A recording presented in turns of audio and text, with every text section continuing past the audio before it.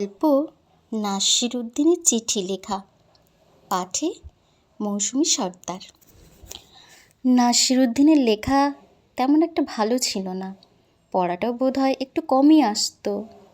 তাতে কি হয়, গায়ের আর 5 জনের চাইতে তো সে বহুতই বেশি ভালো লেখাপড়া করত। কাজেই চিঠি পাঠা সে ভালোই লিখিয়ে পড়িয়ে নিত। প্রায় লোকই নিয়ে যেত তার কাছ থেকে চিঠি লিখে। একদিন একজনের ভাইকে একখানা চিঠি লিখে দিতে হবে।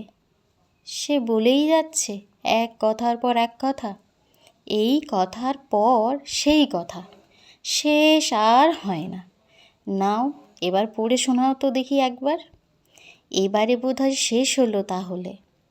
লোকটি বলছে, নাও পড়ো, মনে করো দেখি কি আবার ভুল হয়ে গেল। মোল্লা চিঠিটা চোখের কাছে এনে নিরীক্ষণ করে দেখতে শুরু করলেন। ভাই রে, এই পাঠটুকুর পরে আর পড়তে পারেন না। স্পষ্ট বুঝছি বাপু, এরপরে এটা ঠিক কী লেখা?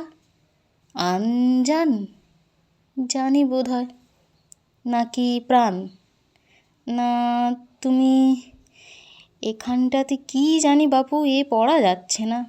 সে কি, তুমি যদি না পড়ো, তুমি যদি না পড়তে পারো, তাহলে কে পড়তে পারবে? সেটি আমার সমস্যা নয় রে দাদা, আমার কাজ হলো চিঠি লেখা, পড়া তো নয়। আর তাছাড়া দেখ বাপু, এই চিঠি আমি পড়বই বা কেন? এ কি আমার লেখা? এ হলো আরেকজনের চিঠি। সে কথা অবশ্যই 100 বার সত্যি, কিন্তু অন্যের চিঠি পড়া কোনো মতেই তো দস্তুর নয়, 1000 বার করেই স্বীকার করে গেল লোকটি।